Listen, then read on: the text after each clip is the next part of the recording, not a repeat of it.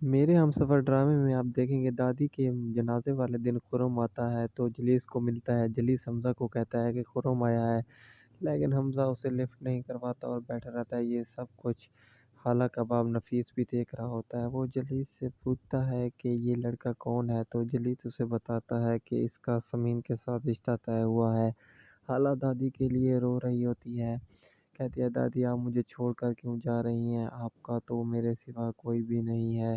سمین بھی رو رہی ہوتی ہے۔ شاہجہاں اور اس کی بیٹی رومی بھی بیٹھے ہوتے ہیں۔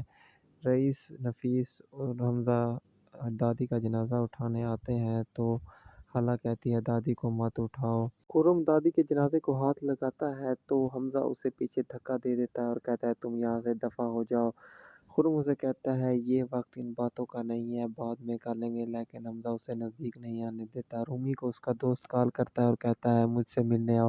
رومی اسے کہتی ہے کہ میری دادی مری ہوئی ہے اور تمہیں ملنے کی لگی ہوئی ہے۔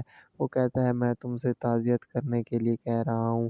تو رومی کہتی ہے تعزیت تو فون پر بھی ہو سکتی ہے۔ وہ کہتا ہے کہ فون پر میں تمہارے آنسو تو نہیں پہنچ سکتا، لیکن رومی کہتی ہے میں نہیں آتا۔ اللہ دادی کے لیے رو رہی ہوتی ہے تو حمزہ خالہ کو کہتا ہے کہ دادی نے مجھے کہا ہے، وصیت کر کے گئی ہے کہ میں تمہارا خیال رکھوں اور میں ساری زندگی تمہارا خیال رکھوں گا۔ ان کا باپ پریشان ہوتا ہے۔ وہ سوچ رہا ہوتا ہے کہ حمزہ نے خرم کو دھکا کیوں دیا۔ وہ حمزہ سے رات کو پوچھنے جاتا ہے تو سمین کی ماں آ جاتی ہے اور اسے کہتا ہے کہ حمزہ نے ایسا کیا۔ خالہ کی چھوٹی بہن کو نیند نہیں آ رہی ہوتی۔ وہ رومی کے کمرے میں جاتی ہے، کہتی ہے میں تمہارے ساتھ سو سکتی ہوں، لیکن رومی اسے اپنے کمرے میں نہیں آنے دیتی اور کہتی ہے ادھر چلی جاؤ، تمہاری بہن کا روم ہے۔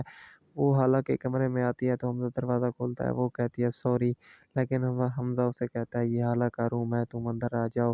رئیس اور اس کے سارے بھائی دادی کو یاد کر رہے ہوتے ہیں اور کہتے ہیں دادی کے جانے سے پورا گھر ویران ہو گیا، ایسا لگ رہا ہے کہ کسی نے کلیجے سے دل نکال لیا ہو۔ جلیس رئیس کو کہتا ہے کہ آپ لوگ میری بیٹی کے ساتھ کیسا سلوک کرتے رہے ہیں، اماں نے مجھے سب کچھ بتا دیا ہے۔ خرم آ کر خالہ کو کہتا ہے کہ تم کیسی ہو۔ خالہ اسے بتاتی ہے کہ آگ میں ٹھہرا ہوا شخص کیسے ہوتا ہے۔ وہاں پر حمزہ بھی آ جاتا ہے۔ حمزہ خرم کو دیکھ کر اس کے اوپر چھری نکال لیتا ہے، لیکن خالہ اسے بچا لیتی ہے۔